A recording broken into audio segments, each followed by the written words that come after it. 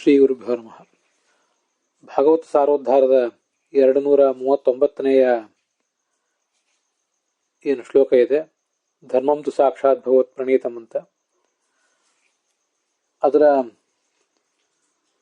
ವ್ಯಾಖ್ಯಾನಾನುಸಾರಿಯಾದಂಥ ಅರ್ಥಗಳನ್ನು ನಾವೀಗ ನೋಡ್ತಾ ಇದ್ದೇವೆ.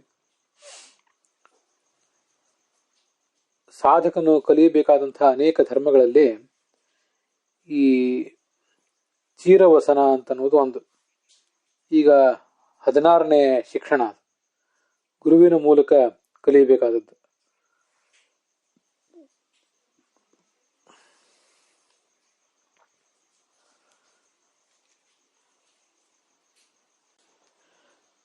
ಚೀರವಸನ ಅಂದ್ರೆ ಏನು ಅಂತ ಹೀಗೊಂದು ಪ್ರಶ್ನೆ ನಮಗೆ ಬರ್ತದೆ. ನಾನು ಈ ಹಿಂದಿ ದಿವಸನೇ ಹೇಳಿದಂತೆ, ಭಾಗವತದ ಈ ಇಂಥ ಶ್ಲೋಕಗಳಿಗೆ ಉಳಿದವರು ಮಾಡುವ ವ್ಯಾಖ್ಯಾನಗಳಿಗಿಂತ ಸ್ವಲ್ಪ ವಿಭಿನ್ನವಾಗಿಯೇ ವ್ಯಾಖ್ಯಾನ ಇರ್ತದೆ ವಿಷ್ಣು ತೀರ್ಥಾಚಾರ್ಯರದು. ನಮಗೆ ಸ್ಪಷ್ಟವಾಗಿ ಗೊತ್ತಿರುವಂತೆ ಚೀರವಸನ ಅಂದ್ರೆ ಹರಿದ ತುಣುಕು ಬಟ್ಟೆಯನ್ನು ಧರಿಸುವುದು. ಹರಿದದ್ದೇ ಅಂತ ಆಗದೆ ಇರಬಹುದು, ಅಂತೂ ತುಣುಕಾದ ಬಟ್ಟೆಯನ್ನು ಧರಿಸುವುದು, ವೈಭವೋಪೇತವಾದ ಬಟ್ಟೆಗಾಗಿ ಅಪೇಕ್ಷೆ ಪಡದೇ ಇರುವುದು ಅಂತಿಷ್ಟು ಅರ್ಥ ಆಗ್ತದೆ. ಸ್ವಲ್ಪ ಭಿನ್ನವಾದಂತಹ ಅರ್ಥವನ್ನೇ ವಿಷ್ಣು ತೀರ್ಥಾಚಾರ್ಯ ಹೇಳ್ತಾರೆ. ಅಲ್ಲಿ ಮೊದಲು ಅವರೇ ಪ್ರಶ್ನೆ ಮಾಡ್ಕೊಂಡಿದ್ದಾರೆ. ಹೀಗೆ, ನಾನು ಕಿಮಿದಂ ಚೀರವಸನಂ ಸುಬಹುಕಾಲಂ ಭುಕ್ತಂ ಭುಕ್ತಂ ಕೇವಲಂ ನಶಿಷ್ಣು ಪಥಿ ಕ್ಷಿಪಂತಿ ತದೇವ ತಥಾಚೋಕ್ತಂ ಚೀರಾಣಿ ಕಿಂ ಪಥಿ ನಸಂತಿ ಅಂತ.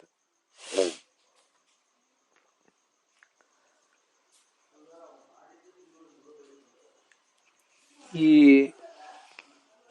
ತುಂಡು ವಸ್ತ್ರ, ಯಾವುದೋ ಹರಿದ ವಸ್ತ್ರವನ್ನು ನಾವು ಧರಿಸುವುದು ಅನ್ನೋದು ಏನರ್ಥ? ಯಾವ ಸಂದರ್ಭದಲ್ಲಿ ಅದಕ್ಕಾಗಿ ಆ ಥರ ಅದನ್ನು ಧರಿಸಬೇಕಾಗ್ತದೆ ಅಂದ್ರೆ, ಸಾಧಕನಾದವನು ಜೀವನಕ್ಕಾಗಿ ಯಾವುದೇ ರೀತಿಯಾದಂಥ ವಿಶೇಷವಾದ ಪ್ರಯತ್ನವನ್ನ ಪಡಬಾರದು. ಧನ ಸಂಪಾದನೆಗಾಗಿ ಪ್ರಯತ್ನಿಸಬಾರದು, ಮತ್ತೆ ಬಟ್ಟೆ ಬರೆಗಾಗಿ ವಿಶೇಷ ವೈಭವಕ್ಕಾಗಿ ಪ್ರಯತ್ನಿಸಬಾರದು ಅಂತ ಹೀಗೆಲ್ಲ ಶಾಸ್ತ್ರದಲ್ಲಿ ಕಂಡು ಬಂದಿರೋದು. ಎಲ್ಲರೂ ಮಾಡುವುದು ಹೊಟ್ಟೆಗಾಗಿ, ಗೇಣು ಬಟ್ಟೆಗಾಗಿ ಅಂತ ನಾವೇನು ಕೇಳ್ತೇವಲ್ಲ, ಹೊಟ್ಟೆಗಾಗಿ ಅಂದ್ರೆ ಊಟಕ್ಕಾಗಿ, ಮರ್ಯಾದೆಯಿಂದ ಬದುಕುವುದಕ್ಕಾಗಿ ನಮಗೆಲ್ಲರಿಗೂ ಕೂಡ ನಾನಾ ಥರದ ಉದ್ಯೋಗಗಳಂತೂ ಬೇಕಾಗ್ತವೆ. ಅಲ್ಲಿ ಹೊಟ್ಟೆಗಾಗಿ, ಹೊಟ್ಟೆಪಾಡಿಗಾಗಿ ಇಷ್ಟೊಂದು ವಿಪರೀತವಾದಂಥ ಓಡಾಟ, ಪ್ರಯತ್ನ ಇತ್ಯಾದಿಗಳು ಬೇಕಾಗಿಲ್ಲ ಅನ್ನೋದು ಒಂದು. ಹಾಗೆ ಗೇಣು ಬಟ್ಟೆಗಾಗಿ, ಮರ್ಯಾದೆ ಮುಚ್ಚಿಕೊಂಡು ಬದುಕುವುದಕ್ಕಾಗಿ, ಮಾನವನ್ನು ಮುಚ್ಚಿಕೊಂಡು ಬದುಕುವುದಕ್ಕಾಗಿ ಒಂದು ತುಣುಕು ಬಟ್ಟೆಯು ಕೂಡ ನಮಗೆಲ್ರಿಗೂ ಬೇಕು. ಆ ತುಣುಕು ಬಟ್ಟೆ, ಯಾವುದಾದ್ರೂ ತುಣುಕು ಬಟ್ಟೆ ಎಲ್ಲಿಯಾದ್ರೂ ಬೀದಿಯಲ್ಲಿ ಬಿದ್ದದ್ದು ಸಿಕ್ಕರೂ ಸಾಕು ನಮಗೆ. ವಸ್ತುತಃ ಎಷ್ಟು ವೈಭವೋಪೇತವಾದ ಬಟ್ಟೆ ನಮಗೆ ಅಗತ್ಯ ಇದೆ, ಎಷ್ಟು ಪ್ರಮಾಣದ ಬಟ್ಟೆ ಅಗತ್ಯ ಇದೆ. ಗೇಣು ಬಟ್ಟೆಗಾಗಿ ಅಂತ ಶಾಸ್ತ್ರ ಹೇಳುವುದು, ದಾಸರ ಮಾತು ಹೇಳುವುದು ಕೂಡ ಅದಕ್ಕಾಗಿಯೇ. ಎಲ್ಲರೂ ಮಾಡುವುದು ಹೊಟ್ಟೆಗಾಗಿ, ಗೇಣು ಬಟ್ಟೆಗಾಗಿ ಅಂತ ಹೀಗೆ ಹೇಳಿದಾಗ, ಹೊಟ್ಟೆಪಾಡಿಗಾಗಿ ಒಂದಿಷ್ಟು ಪ್ರಯತ್ನ ಪಡಿ, ಒಂದಿಷ್ಟು ಧನ ಸಂಪಾದನೆಗಾಗಿ ಪ್ರಯತ್ನ ಪಡಿ, ತೊಂದರೆ ಇಲ್ಲ. ಹಾಗೆ ಮಾನ ಮುಚ್ಚಲಿಕ್ಕೆ ಒಂದು ಅಂಗೈ ಅಗಲದ ಬಟ್ಟೆ ಸಾಕು ನನಗೆ, ಹೊಟ್ಟೆ ತುಂಬಿಸ್ಕೊಳ್ಳಿಕ್ಕೆ ಒಂದಿಷ್ಟು ಅನ್ನ ಮತ್ತೆ ಅಂಗೈ ಅಗಲದ ಬಟ್ಟೆ ನಮ್ಮ ಮಾನ ಮುಚ್ಚಿಕೊಳ್ಳಿಕ್ಕೆ, ಇದಕ್ಕಿಂತ ಹೆಚ್ಚಿಂದೇನೂ ಬೇಕಾಗಿಲ್ಲ ಅಂತದರ ತಾತ್ಪರ್ಯ.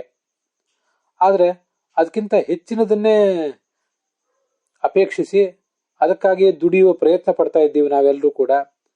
ನಮ್ಮ ಸಮಯ, ಶಕ್ತಿ ಎಲ್ಲವೂ ಕೂಡ ಅಲ್ಲಿಯೇ ವಿನಿಯುಕ್ತ ಆಗ್ತಾ ಇದೆ ಅಂತನ್ನುವುದು ಕೂಡ ಒಂದು ವಾಸ್ತವಿಕ ಸಂಗತಿಯೇ.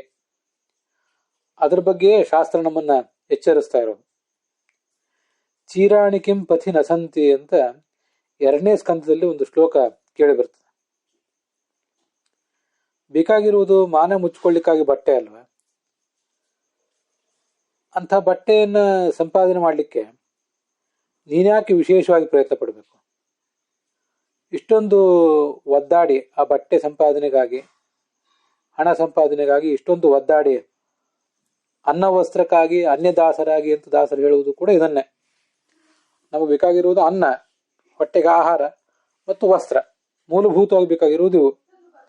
ಇದಕ್ಕಾಗಿ ಅನ್ಯದಾಸನಾಗಿ, ನಾನು ಯಾರ್ಯಾರ್ದೋ ದಾಸನಾಗಿ ಕಷ್ಟಪಡ್ತಾ ಇದ್ದೇನೆ,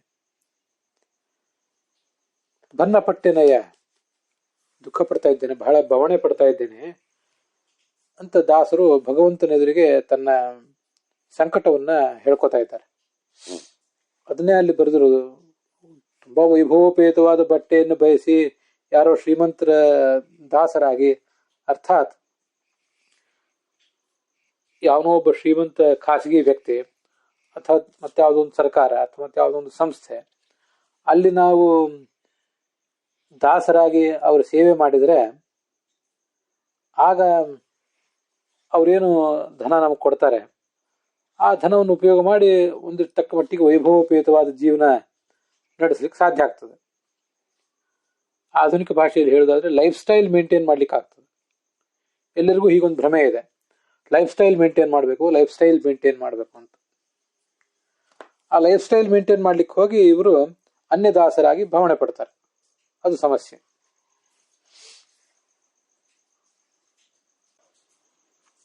ವಸ್ತುತಃ ಯಾರೋ ಉಳ್ಳವರು ದೀರ್ಘಕಾಲ ಉಪಯೋಗಿಸಿ ಎಲ್ಲೋ ಇನ್ನು ಹಳತಾಯ್ತು, ಬಣ್ಣ ಕೆಟ್ಟಿತು ಅಂತ ಬಟ್ಟೆಯನ್ನೇನು ಬಿಸಾಕಿರ್ತಾರಲ್ಲ, ಬೀದಿಯಲ್ಲಿ ಬಿಸಾಕಿದ ಹರ್ಕ್ ಬಟ್ಟೆ ಇಲ್ವೇನು, ಅದನ್ನು ಉಪಯೋಗಿಸಿ ಮಾನ ಮುಚ್ಕೊಳ್ಳಿ. ಯಾಕೆ ಹೊಸ ಬಟ್ಟೆ ಬೇಕು, ವೈಭವೋಪೇತವಾದ ತುಂಬಾ ರಂಗು ರಂಗಿನ ಬಟ್ಟೆ ಬೇಕು ಅಂತ ಯಾಕೆ ಹಂಬಲಿಸ್ತೀರಿ? ಚಿರಾಣಿಕಿಂ ಪತಿನ ಸಂತಿ, ಬೀದಿಯಲ್ಲಿ ಅಲ್ಲಲ್ಲಿ ನಿಮಗೆ ತುಣುಕು ಬಟ್ಟೆ ಸಿಗೋದಿಲ್ಲೇನೋ ಅಂತ ಅದರ ತಾತ್ಪರ್ಯ. ಅವ್ರು ಹೇಳೋದನ್ನ ಮೂಲ ವಿಷ್ಣು ತೀರ್ಥಾಚಾರ್ಯ ಹೇಳಿದ್ದನ್ನ ನಡುವೆ ನಡುವೆ ಸ್ವಲ್ಪ ಹಿಗ್ಗಿಸಿ ಉಪನ್ಯಾಸದ ರೂಪದಲ್ಲಿ ಬರೆದಿದ್ದಾರೆ ನಮ್ಮ ಗುರುಗಳು ಪುರಾಣಿಕಾಚಾರ. ಅದನ್ನು ಮತ್ತಷ್ಟು ನನ್ನ ಮನಸ್ಸಿಗೆ ತಕ್ಕಂತೆ ನಾನು ಅದನ್ನ ಹಿಗ್ಗಿಸಿ ವ್ಯಾಖ್ಯಾನಿಸ್ತಾ ಇದ್ದೇನೆ.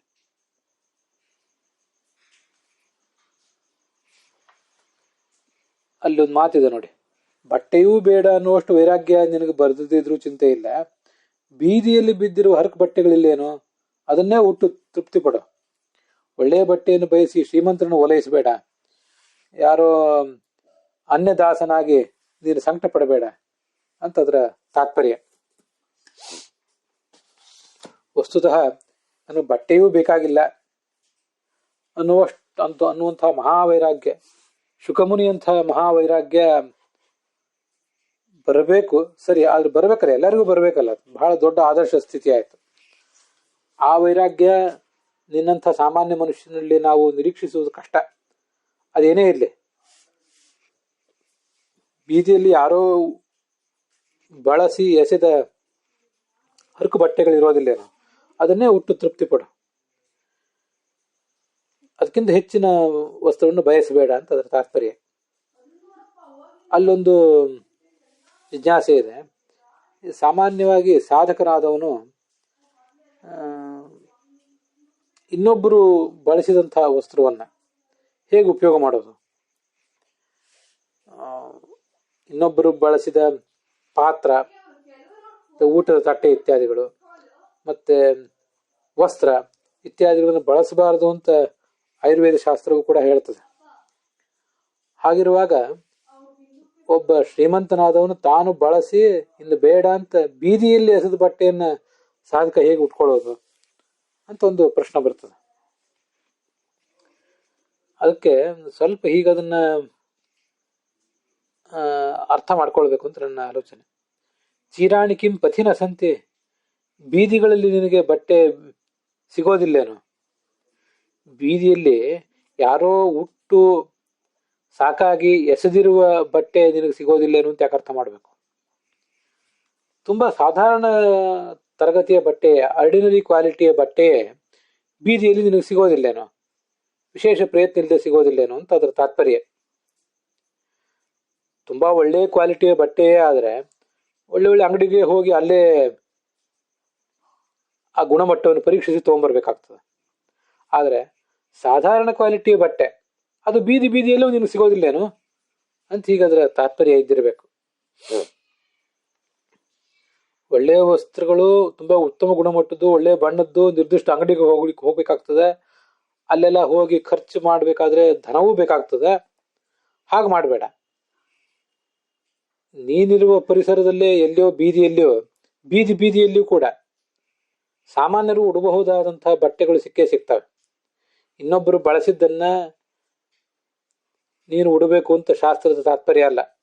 ಅದಷ್ಟು ಯೋಗ್ಯ ಅಲ್ಲ ಸಾಧಕನಿಗೆ, ಆರೋಗ್ಯದ ದೃಷ್ಟಿಯಿಂದಲೂ ಯೋಗ್ಯ ಅಲ್ಲ. ಅದರಲ್ಲೂ ವಿಶೇಷವಾಗಿ ಮಡಿ ನಿಯಮ ಇತ್ಯಾದಿಗಳನ್ನು ಇಟ್ಕೊಂಡಂತಹ ಸಾಧಕನಿಗಂತೂ ಯಾರೋ ಬಳಸಿ ಎಸೆದ ಬಟ್ಟೆ ತುಣುಕು ಅಷ್ಟು ಯೋಗ್ಯ ಅಲ್ಲ ಅಂತ ನನ್ನ ಭಾವನೆ. ಬೇಡ, ತುಂಬ ಸಾಧಾರಣ ತರಗತಿಯ ಬಟ್ಟೆಯನ್ನಾದರೂ ಉಟ್ಕೋ ಅಂತ ಹೀಗದ ತಾತ್ಪರ್ಯ. ಅದು ಬೀದಿ ಬೀದಿಯಲ್ಲೂ ಸಿಗ್ತದೆ ನನಗೆ. ಅಲ್ಲಿ ಬೀದಿ ಅಂತಂದ್ರೆ ಸಾಮಾನ್ಯವಾಗಿ ನಿನ್ನ ಸುತ್ತಮುತ್ತಲಿರುವ ಪರಿಸರದಲ್ಲೇ ನಿನಗೆ ಸಿಗ್ತದೆ ಅಂತ ಅದರ ಅರ್ಥ. ತುಂಬಾ ಒಳ್ಳೆಯ ಕ್ವಾಲಿಟಿ ಬಟ್ಟೆಯನ್ನೇ ಬಯಸಿ ಶ್ರೀಮಂತರನ್ನು ಓರೈಸಬೇಡ. ದಾಸರು ಹೇಳುವುದು ಅದನ್ನೇ, ಮತ್ತೆ ಇಲ್ಲಿ ವಿಷ್ಣು ತೀರ್ಥಾಚಾರ್ಯ ಹೇಳಿದ್ದು ಕೂಡ ಅದನ್ನೇ. ಸರಿ, ಈ ಹರಕು ಬಟ್ಟೆಯನ್ನು ಅಥವಾ ತುಂಬಾ ಸಾಧಾರಣ ಕ್ವಾಲಿಟಿ ಬಟ್ಟೆಯನ್ನ ಬೀದಿಯಿಂದ ಆಯ್ದುಕೊಂಡು ಉಟ್ಕೋಬೇಕಾದ್ರೆ ಗುರುವಿನ ಆಜ್ಞೆ ಹಾಕಬೇಕು ಅಂತ ಪ್ರಶ್ನೆ. ನಾನು ವಿಷ್ಣು ತೀರ್ಥಾಚಾರ್ಯ ಅರ್ಥ ಹೇಳಿದರೆ ಅದಕ್ಕಿಂತ ಸ್ವಲ್ಪ ಬೇರೆ ತರ ಹೇಳಿದ್ದೇನೆ. ಪತಿಚ್ಯುತಸ್ಯ ಪಟಖಂಡಸ್ಯ, ಯಾರೋ ಬಳಸಿ ಎಸೆದು ಬೀದಿಯಲ್ಲಿ ಬಿದ್ದಿರುವ ತುಂಡು ಬಟ್ಟೆಯನ್ನ ತಗೊಂಡು ಉಟ್ಕೊಳ್ಳಿಕ್ಕೆ ಗುರುವಿನ ಅಪೇಕ್ಷೆ ಹಾಕಬೇಕು. ವಿಷ್ಣು ತೀರ್ಥಾಚಾರ್ಯ ಹಾಗೆ ಅರ್ಥ ಹೇಳಿದ್ದಾರೆ, ಪುರಾಣಿಕಾಚಾರ್ಯರು ಹಾಗೆ ಅರ್ಥ ಹೇಳಿದ್ದಾರೆ. ಬೀದಿಯಲ್ಲಿ ಬಿದ್ದಿರುವುದು ಅಂದ್ರೆ ಯಾರೋ ಬಳಸಿ ಎಸೆದು ಬೀದಿಯಲ್ಲಿ ಬಿದ್ದಿರುವುದು ಅಂತ ಅರ್ಥ ಅಲ್ಲ. ಸಾಧಾರಣವಾಗಿ ಎಲ್ಲೆಂದರಲ್ಲಿ ಸಿಗುವಂಥದ್ದು, ಅಲ್ಪ ಬೆಲೆಗೆ ಯಾರೋ ಒಬ್ರು ದಾನ ಕೊಟ್ಟದ್ದು, ಹೀಗೂ ಅರ್ಥ ಆಗ್ಬೋದಲ್ಲ. ತಾವು ಬಳಸಿದ್ದನ್ನು ದಾನ ಕೊಟ್ಟಿದ್ದಾರಂತಲ್ಲ, ತಾವು ಉಪಯೋಗ ಮಾಡಲಿಕ್ಕೆ ಒಳ್ಳೆ ಬಣ್ಣದ ಒಳ್ಳೆ ತರಗತಿಯ ಬಟ್ಟೆಯನ್ನು ಇಟ್ಕೊಂಡಿದ್ದಾರೆ. ಇವನಿಗೆ ಮಾತ್ರ ತೀರಾ ಸಾಧಾರಣವಾದಂತಹ ಬಟ್ಟೆಯನ್ನ ದಾನವಾಗಿ ಕೊಟ್ಟಿದ್ದಾರೆ. ಅದು ಬೀದಿ ಬೀದಿಯಲ್ಲೂ ಅವನಿಗೆ ಸಿಗ್ತದೆ ಅಂತ ತಾತ್ಪರ್ಯ. ಎಲ್ಲೆಂದರಲ್ಲಿ ಅದು ಸಿಕ್ಕಿತ್ತು, ಅದಕ್ಕಾಗಿ ವಿಶೇಷ ಪ್ರಯತ್ನ ಏನೂ ಬೇಕಾಗಿಲ್ಲ. ಸರಿ, ಅಂಥ ಸಾಮಾನ್ಯವಾದ ಬಟ್ಟೆಯನ್ನು ಆಯ್ದು ಉಟ್ಕೊಂಡು ಅದರಲ್ಲೇ ತೃಪ್ತನಾಗಿರ್ಲಿಕ್ಕೆ ಗುರುವಿನ ಆಜ್ಞೆ ಹಾಕಬೇಕು ಅಂತ ಒಂದು ಜಿಜ್ಞಾಸೆ ನಮ್ಗೆಲ್ರಿಗೂ ಬಂದೇ ಬರ್ತದೆ. ಹೀಗೆ ಚರ್ಚೆ ಮುಂದುವರೆದಾಗ ಗುರುವಿನಿಂದ ಇದನ್ನು ಕಲಿಬೇಕೇನು, ಗುರುವಿನ ಆಜ್ಞೆ ಹಾಕಬೇಕು ಅಂತ ಹೀಗೆ ಪ್ರಶ್ನೆ ಬಂದಾಗ ಅದಕ್ಕೆ ಎದುರಾಳಿಯಾದವನು ಮತ್ತೊಂದು ಉತ್ತರ ಕೊಡ್ಬೋದು. ನೋಡಿ, ಭೋಜನ ಕ್ರಿಯೆ ಮಾಡಲಿಕ್ಕೆ ಗುರುವಿನ ಆಜ್ಞೆ ಬೇಕೇ ಅಂತ ಏನಿಲ್ಲ. ಗುರುವಿನ ಆಜ್ಞೆ ಪಡೆದೇ ಭೋಜನ ಮಾಡಬೇಕು ಅಂತ ಏನಿಲ್ಲ. ಆದ್ರೆ ಗುರುವಿನ ಆಜ್ಞೆಯನ್ನು ಪಡೆದು ಭೋಜನ ಮಾಡಿದರೆ ಅದಕ್ಕೊಂದು ವಿಶೇಷ ಫಲ ಇದೆ ಅಷ್ಟೆ. ತಂತ್ರಸಾರ ಮೊದಲಾದ ಗ್ರಂಥಗಳಲ್ಲಿ ಹೇಳ್ತಾರೆ, ಒಬ್ಬ ಗುರುವನ್ನು ಬಿಟ್ಟು ಅವನಿಗೆ ಸಮಾನನಾದಂತಹ ಗುರುವಿನ ಬಳಿಗೆ ನಾವು ಹೋಗುವಂತ ಪ್ರಸಂಗ ಇದ್ದಾಗ ಅಲ್ಲಿ ಆ ಮೊದಲ ಗುರುವಿನ ಸಮ್ಮತಿ ತಗೋಬೇಕಂತೆ. ಅದೆಲ್ರಿಗೂ ಗೊತ್ತಿದ್ದೇ ಇದೆ. ತಂತ್ರಸಾರದ ಮಾತು ಇರೋದು ಹಾಗೆ, ಏಕಸ್ಯ ಶಿಷ್ಯತಾಂ ಪ್ರಾಪ್ಯ ತದಾಜ್ಞಾಂನ ಋತೆ ಸಮಂ ಅವರಂ ವಾ ವ್ರಜೇತುಚ್ಚ ಗುಣಶ್ಚೇ ನೈವ ದುಷ್ಯತೆ ಅಂತ. ಒಬ್ಬನ ಶಿಷ್ಯರು ನೀವು ಆಗಿದ್ದೀರಿ, ಇನ್ನೊಬ್ಬ ಗುರುವಿನ ಹತ್ರ, ಈಗಿರುವ ಗುರುವನ್ನು ಬಿಟ್ಟು ಇನ್ನೊಬ್ಬ ಗುರುವಿನ ಹತ್ರ ಹೋಗಬೇಕು ಅಂತ ನಿಮಗೇನಾದ್ರು ಕಾಣಿಸಿದ್ರೆ ಆ ಇನ್ನೊಬ್ಬ ಗುರು ಈಗಿರುವ ಗುರುವಿಗೆ ಸಮಾನನೋ ಉತ್ತಮನೋ, ಈಗಿರುವ ಗುರುವಿಗಿಂತ ನೀಚನೋ ಅನ್ನೋದನ್ನ ನೋಡ್ಬೇಕಂತ.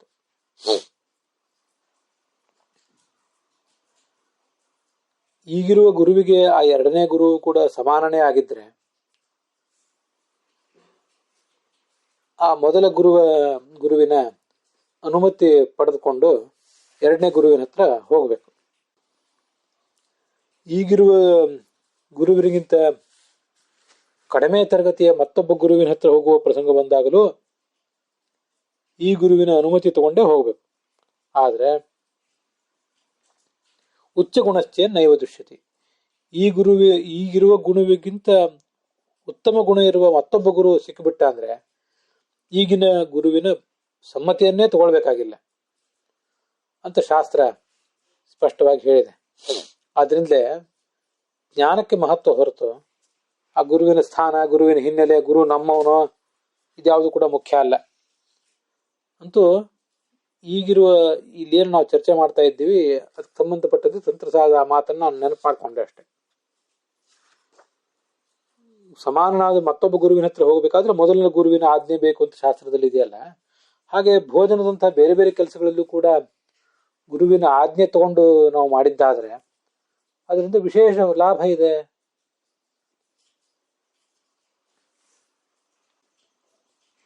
ಹಾಗೇನೆ ಹರಕು ಬಟ್ಟೆ ಉಡ್ಲಿಕ್ಕೂ ಕೂಡ ಗುರುವಿನ ಆಜ್ಞೆ ಪಡೆದುಕೊಂಡು ಆ ಹರಕು ಬಟ್ಟೆಯನ್ನ ಆಯ್ದು ಬೀದಿಯಲ್ಲಿ ಬಿದ್ದುದನ್ನು ಹುಡುಕಿ ಉಟ್ರೆ ಅದರಿಂದ ವಿಶೇಷ ಲಾಭ ಇದೆ ಅಂತ ಮತ್ತೊಂದು ಸಮಾಧಾನ. ಅದಕ್ಕೆ ಮತ್ತೆ ಇನ್ನೊಂದು ಪ್ರಶ್ನೆ ಹೀಗೆ ಬರ್ತದೆ, ಒಬ್ಬ ಗುರುವನ್ನು ಬಿಟ್ಟು ಮತ್ತೊಬ್ಬ ಗುರುವಿನ ಹತ್ರ ಹೋಗುವುದು ಅಂತ ಅನ್ನೋದು ಏನಿದೆಯಲ್ಲ ಅದು ಒಂದು ಜ್ಞಾನ ಕಾರ್ಯ. ಆಗ ಮೊದಲಿರುವ ಗುರುವನ್ನು ಸ್ಮರಿಸಿಕೊಂಡು ಅವನ ಸಮ್ಮತಿಯನ್ನು ಪಡೆದುಕೊಂಡು ಅವನಿಗಿಂತ ಕಡಿಮೆ ತರಗತಿಯ ಗುರು ಅಥವಾ ಅವನಿಗೆ ಸಮಾನನಾದ ಗುರುವನ್ನ ಬಳಿ ಹೋಗಬೇಕು. ಯಾಕಂದ್ರೆ ಅದು ಜ್ಞಾನ ಕಾರ್ಯ, ಗುರು ಆಜ್ಞೆ ಅವಶ್ಯಕ ಅಲ್ಲಿ. ಆದರೆ ಭೋಜನ ಮಾಡುವ ಕೆಲಸದಲ್ಲಿ ಗುರುವಿನ ಆಜ್ಞೆಯಿಂದ ಏನು ಲಾಭ ಇದೆ? ಆದರೂ ಪಡ್ಕೋತಾರೋ ಇಲ್ಲ? ಅನೇಕ ಜನ ಗುರುವಿನ ಆಜ್ಞೆಯನ್ನ ಭೋಜನದ ಆರಂಭದಲ್ಲಿ ಪಡ್ಕೋತಾರೆ. ಆ ಕ್ರಿಯೆಗೊಂದು ಪುಣ್ಯ ಇದೆ, ಮಹಾಫಲ ಇದೆ. ಆ ಕ್ರಿಯೆಯನ್ನ ಮಾಡಿ ಗುರುವಿನ ಆಜ್ಞೆಯನ್ನ ಸ್ವೀಕಾರ ಮಾಡುವ ಏನೊಂದು ಕ್ರಿಯೆ ಇದೆ, ಅದರಿಂದ ಏನೊಂದು ಫಲ ಬರ್ತದಲ್ಲ, ಆ ಫಲಕ್ಕೆ ಸಾಧಕ ಈ ಗುರುವಿನ ಆಜ್ಞೆ. ಆದ್ರಿಂದ ಎಲ್ಲರೂ ಕೂಡ ಇದನ್ನ ಶಿಷ್ಟರ ಸಂಪ್ರದಾಯದಲ್ಲಿ ನಾವೆಲ್ಲರೂ ಕೇಳಿರ್ತೀವಿ, ಭೋಜನ ಕೂತ್ಕೊಳ್ಳೋಕ್ಕಿಂತ ಮುಂಚೆ ಶ್ರೀಪಾದ ಅನುಜ್ಞಾ ಅಂತ ಹೇಳ್ತಿರ್ತಾರೆ. ನಮ್ಗೆಲ್ಲರಿಗೂ ಇರುವಂತ ಗುರುಗಳಲ್ಲಿ ಅತ್ಯಂತ ಶ್ರೇಷ್ಠ ಗುರುಗಳು ಅಂದ್ರೆ ನಮ್ಮ ಸ್ವಾಮಿಗಳು. ಅವರವರ ಆಜ್ಞೆಯನ್ನು ಪಡ್ಕೊಂಡೇ ಭೋಜನ ಮಾಡಬೇಕು ಅಂತ. ಆಗ ಅಲ್ಲಿದ್ದವರೆಲ್ಲರೂ ಕೂಡ ಗುರುಗಳೇ ಹೇಳಬೇಕು, ಶ್ರೀಹರಿಪ್ರಸಾದೋಸ್ತು ಅಂತ ಹೇಳಬೇಕು. ಗುರುಗಳೇ ಹೇಳಿದ್ರು ಇನ್ಯಾರಾದ್ರೂ ಅಲ್ಲಿದ್ದಂಥವ್ರು ಹಿರಿಯರು ಅವರಾದ್ರೂ ಆಗಲಿ ಭೋಜನ ಪ್ರಾರಂಭ ಮಾಡಿ ಅಂತ ಹೇಳಬೇಕು. ಭೋಜನ ಕಾಲದಲ್ಲಿ ಮೊದಲು ಗುರು ಪರಂಪರಾ ಸ್ಮರಣೆ ಮಾಡುವುದು ಎಲ್ಲ ಇದೇ ಕಾರಣಕ್ಕಾಗಿಯೇ. ಆಚಾರ್ಯರಿಂದ ಆರಂಭಿಸಿ ನಮಗೆ ಪ್ರತ್ಯಕ್ಷ ಪಾಠ ಮಾಡಿದಂಥ ಗುರುಗಳವರೆಗೆ ನಾವೇನು ಎಲ್ಲರನ್ನೂ ಸ್ಮರಿಸ್ಕೋತೀವಲ್ಲ, ಕೊನೆಗೆ ಮತ್ತೆ ಶ್ರೀಪಾದಾನುಜ್ಞಾ ಅಂತ ಹೇಳಿ ಭೋಜನ ಮಾಡ್ತೀವಲ್ಲ, ಅದೆಲ್ಲದಕ್ಕೂ ಕೂಡ ಇಂಥದೇ ಕಾರಣ. ಆದ್ರಿಂದ ಜ್ಞಾನ ಕಾರ್ಯದಲ್ಲಿ ಈಗಿರುವ ಗುರುವನ್ನು ಬಿಟ್ಟು ಮತ್ತೊಬ್ಬ ಗುರುವಿನ ಹತ್ರ ಹೋಗುವಾಗ ಅಲ್ಲಿ ಗುರುವಿನ ಅನುಜ್ಞೆ ಬೇಕು.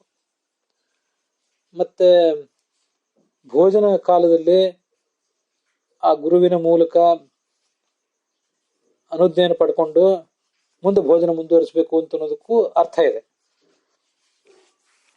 ಅದಕ್ಕೊಂದು ಹೀಗೆ ಮಾತು ನನಗೆ ನೆನಪಿಗೆ ಬರ್ತದೆ. ಭೋಜನ ಕಾಲದಲ್ಲಿ ಗುರುವಿನ ಆಜ್ಞೆಯನ್ನು ಪಡ್ಕೊಳ್ಳುವುದು ಯಾಕೆ ಅಂದ್ರೆ, ಈ ಆಹಾರಕ್ಕೆ 3 ಭಾಗ ಇರ್ತಾವಂತ, ಸ್ಥೂಲ ಭಾಗ, ಮಧ್ಯಮ ಭಾಗ ಮತ್ತು ಸೂಕ್ಷ್ಮ ಭಾಗ ಅಂತ.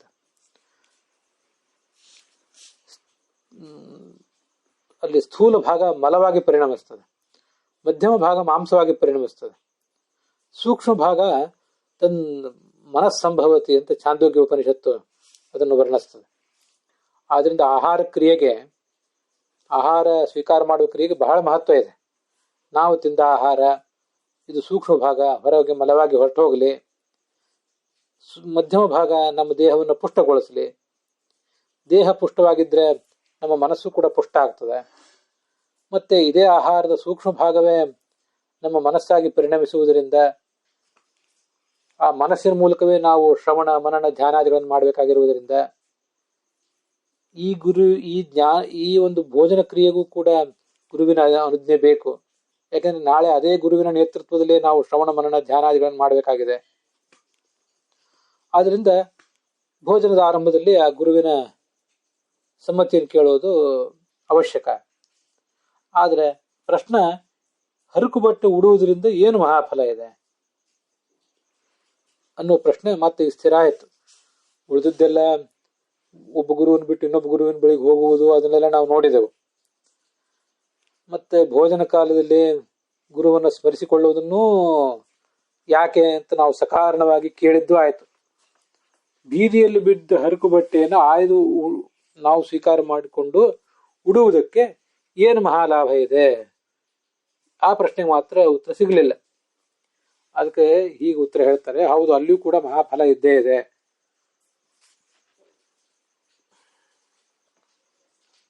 ಭೋಜನ ಕಾಲದಲ್ಲಿ ಇದು ಶ್ರೀಹರಿ ಪ್ರಸಾದ ಅಂತ ಅನುಸಂಧಾನ ಇದ್ದು ಗುರುಗಳ ಆಜ್ಞಾಪೂರ್ವಕವಾಗಿ ಭೋಜನ ಮಾಡಿದರೆ ಅದು ಹೇಗೆ ಮಹಾಫಲಕ್ಕೆ ಕಾರಣನೋ ಹಾಗೆ ಚೀರವಸನಕ್ಕೆ ಹರಕು ಬಟ್ಟೆಯನ್ನು ಉಡುವುದಕ್ಕೂ ಕೂಡ ಗುರುವಿನ ಆಜ್ಞೆ ಪಡ್ಕೊಂಡು ಅದನ್ನು ಮಾಡಿದರೆ ಅದರೊಂದು ಮಹಾಫಲ ಇದೆ ಅಂತ ಹೇಳ್ತಾ ಇದ್ದಾರೆ. ಅದು ಹೇಗೆ ಅಂದ್ರೆ, ಅದಕ್ಕೆ ವಿಷ್ಣು ತೀರ್ಥಾಚಾರ್ಯ ತಮ್ಮ ವ್ಯಾಖ್ಯಾನದಲ್ಲಿ ಒಂದು ಉದಾಹರಣೆ ಕೊಡ್ತಾರೆ. ಶ್ರೀನಿವಾಸನ ಕಲ್ಯಾಣ ಕೇಳಿದವರಿಗೆಲ್ರಿಗೂ ಇದು ಗೊತ್ತಿದೆ. ಶುಕಾಚಾರ್ಯ ತನ್ನ ಆಶ್ರಮಕ್ಕೆ ವೆಂಕಟರಮಣನ ಕರೆದು ಅವನಿಗೆ ಭೋಜನ ಮಾಡಿಸಿದಂತೆ. ಆಗ ಶ್ರೀನಿವಾಸನಿಗೆ ಅವರು ಭೋಜನಂ ಕುರು ಗೋವಿಂದ, ಭಗವಂತನೇ ಭೋಜನ ಮಾಡುವಂತೆ ವಿಜ್ಞಾಪಿಸಿಕೊಂಡ್ರಂತೆ. ಇವನು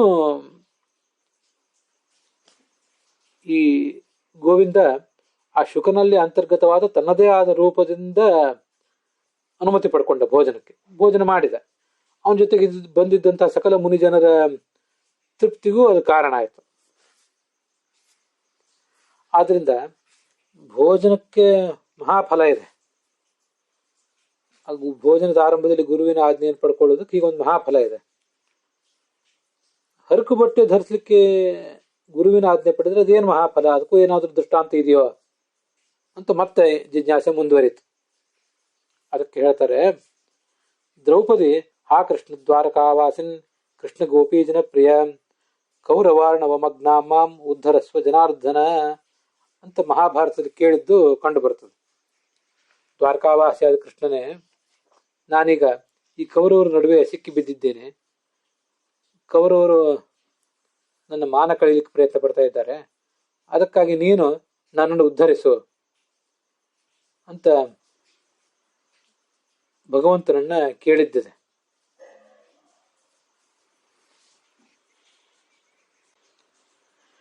ಶುಕಾದಿ ಭೋಜನೆ ತಥಾ ದೃಷ್ಟಮಿತಿ ಚೇತ್ ದ್ರೌಪದ್ಯಾದಿ ವಸನಾದಾನೇಪಿ ದೀಯತಾಂ ದೃಷ್ಟಿ ಅಂತ ಅಲ್ಲಿ ಬಂದಿರೋದು.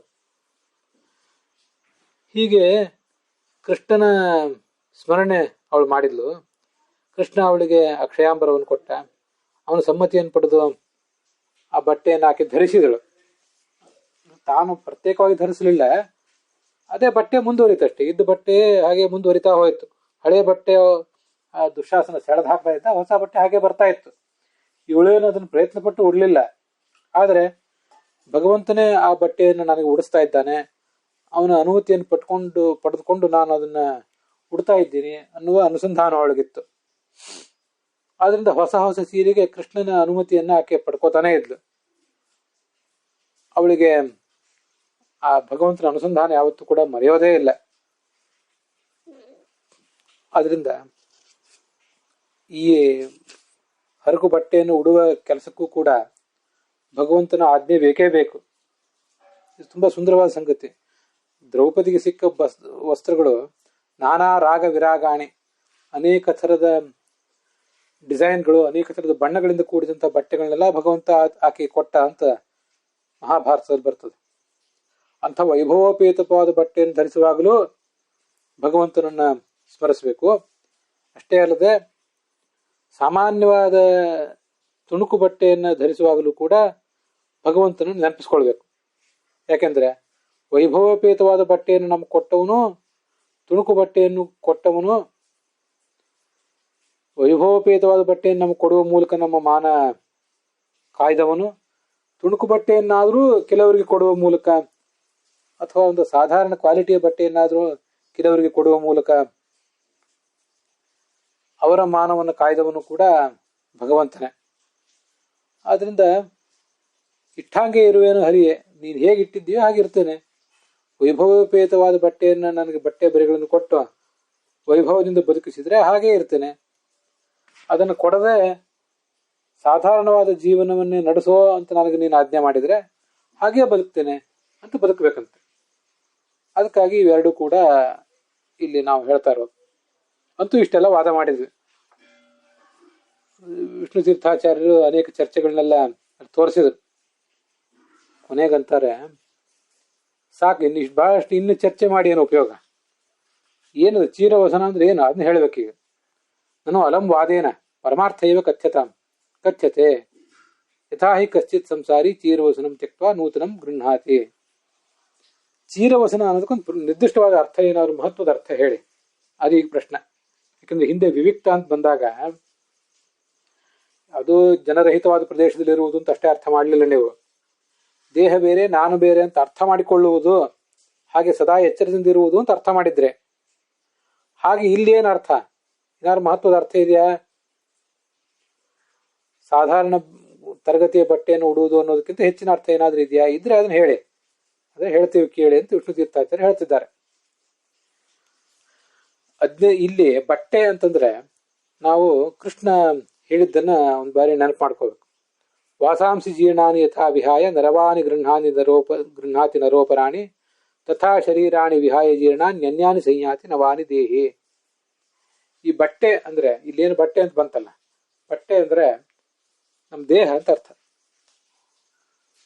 ಮನುಷ್ಯ ಈಗೊಂದು ದೇಹ ಪಡ್ಕೊಂಡಿದ್ದಾನೆ, ಇದು ಜೀರ್ಣ ಆದಂತೆ ಇದನ್ನ ಪರಿತ್ಯಾಗ ಮಾಡ್ತಾನೆ, ಇನ್ನೊಂದು ಬಟ್ಟೆಯನ್ನು ಧರಿಸ್ತಾನೆ.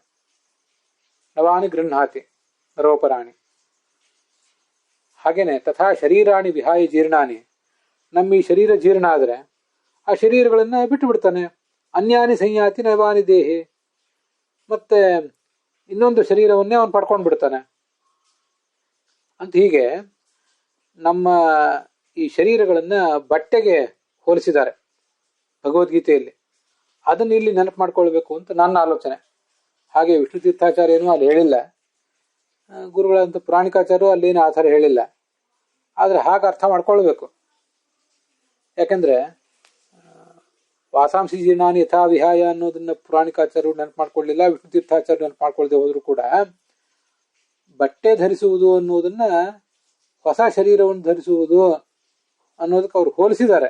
ಆ ಶ್ಲೋಕ ಹೇಳಿಲ್ಲ ಅಷ್ಟೇ. ಅಜ್ಞಾನಾದಿ ಸಂಸಾರಿ ಏನ್ ಮಾಡ್ತಾನೆ ಅಂದ್ರೆ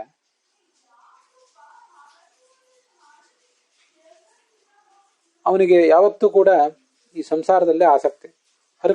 ಬಟ್ಟೆ ಹರಿದು ಹೋಗ್ತಾ ಇದ್ದಂತೆ ಅದನ್ನ ಬಿಸಾಕ್ತಾನೆ, ಸಾಕಿದನ್ ಬೇಡ ಅನ್ಕೋತಾನೆ. ಅಂದ್ಕೊಂಡು ಮತ್ತೆ ಹೊಸ ಬಟ್ಟೆಯನ್ನ ಧರಿಸ್ತಾನೆ. ಇದು ನಡೀತಾನೆ ಇರ್ತದೆ ಅವನಿಗೆ.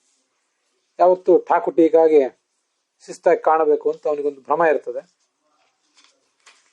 ಆ ಪ್ರಕಾರ ಅದನ್ನು ಮುಂದುವರೆಸ್ತಾನೆ ಅವನದು. ಮತ್ತೆ ಹಾಗೆ ಇನ್ನೊಂದು ಅವನ ಜೀವಮಾನದಲ್ಲಿ ನಡೆಯುವ ವಿದ್ಯಮಾನ ಅಂದ್ರೆ ಎಲ್ಲಾ ಹಳೆಯ ಶರೀರಗಳನ್ನೆಲ್ಲ ಬಿಡ್ತಾನೆ. ಅದನ್ನೆಲ್ಲ ಬಿಟ್ಟು ಹೊಸ ಶರೀರಗಳನ್ನ ಹೊಂದುತ್ತಾನ ಅವನು. ಅದು ಹೀಗೆ ಮುಂದುವರಿತಾನೆ ಇರ್ತದೆ. ಅದು ಕೊನೆನೇ ಇಲ್ಲ, ಯಾಕಂದ್ರೆ ಅವನು ಅಜ್ಞಾನಿ. ಇವೆರಡೂ ಕ್ರಿಯೆಗಳು ಕೊನೆ ಇಲ್ಲದವು. ವಿಪರೀತ ಸಾಂಸಾರಿಕ ವಿಷಯದಲ್ಲೇ ಆಸಕ್ತನಾದ್ರಿಂದ ತನ್ನ ವೇಷದ ಬಗ್ಗೆ, ತನ್ನ ಭೂಷಣದ ಬಗ್ಗೆ, ತನ್ನ ಅಪಿಯರೆನ್ಸ್ ಬಗ್ಗೆ ತೀವ್ರವಾದ ಭ್ರಮ ಈತನಿಗಿರೋದರಿಂದ ಹಳೆಯದಾದ ಬಣ್ಣ ಕೆಟ್ಟ ಬಟ್ಟೆಗಳನ್ನು ಬಿಸಾಕ್ತಾನೆ, ಹೊಸ ಬಟ್ಟೆ ಉಡ್ತಾನೆ. ಇದನ್ನು ಮಾಡ್ತಾ ಇರ್ತಾನೆ. ಇದೆಲ್ಲವೂ ಹಳೆಯ ಬಟ್ಟೆಯನ್ನು ಬಿಸಾಕಿ ಹೊಸ ಬಟ್ಟೆಯನ್ನು ಉಡುವುದು ಅನ್ನೋದು ಆತನ ವಿಷಯಾಸಕ್ತಿಗೆ ಅದೊಂದು ಸೂಚಕ. ಅದು ಹಾಗೆ ವಿಷಯಾಸಕ್ತಿ ಸೂಚಕವಾಗಿದೆ ಆ ಸ್ವಭಾವ, ಆ ವಿದ್ಯಮಾನ. ಹಾಗೆ ಅಂಥವನಿಗೆ ಆಗುವ ಪರಿಣಾಮ ಏನು ನಾಳೆ ಅಂದ್ರೆ ಈ ಜೀರ್ಣ ಶರೀರವನ್ನು ಬಿಟ್ಟು ಮತ್ತೆ ಹೊಸ ಶರೀರ ಪಡ್ಕೋತಾನೆ. ಆ ಹೊಸ ಶರೀರವು ಜೀರ್ಣ ಆಗ್ತದೆ, ಮತ್ತೊಂದು ಹೊಸ ಶರೀರ, ಅದು ಮತ್ತೆ ಜೀರ್ಣ ಆಗ್ತದೆ, ಮತ್ತೆ ಹೊಸ ಶರೀರ. ಅಂತೂ ಜೀರ್ಣವಾದ ಶರೀರವನ್ನು ತೊರೆಯುವುದು, ಹೊಸ ಎಳೆಯ ಶರೀರವನ್ನು ಪಡ್ಕೊಳ್ಳೋದು, ಹೀಗೆ ನಡೆಸ್ತಾನೆ ಇರ್ತಾನೆ. ಕೊನೆಯಲ್ಲಿ ಹೇಗೆ ಹುಟ್ಟಿದಾರಭ್ಯ ಮುದುಕನಾಗುವ ಸಾಯುವವರೆಗೂ ಹಳೆಯ ಬಟ್ಟೆಗಳನ್ನು ಬಿಟ್ಟು ಹೊಸ ಬಟ್ಟೆಗಳನ್ನು ಧರಿಸುವ ಹುಚ್ಚು ಅವನು ಮುಂದುವರಿಸ್ಕೊಂಡೇ ಹೋಗ್ತಾನೋ, ಹಾಗೆ ಶರೀರವನ್ನು ಹಳೆ ಶರೀರಗಳನ್ನು ಬಿಡ್ತಿರ್ತಾನೆ, ಹೊಸ ಶರೀರಗಳನ್ನು ಸ್ವೀಕಾರ ಮಾಡ್ತಾನೆ. ಹೊಸ ಶರೀರ ಸ್ವೀಕಾರ ಮಾಡಬೇಕಾದ್ರೆ ಅದೇ ಸುಮ್ಮನೆ ಬರೋದಿಲ್ಲಲ್ಲ.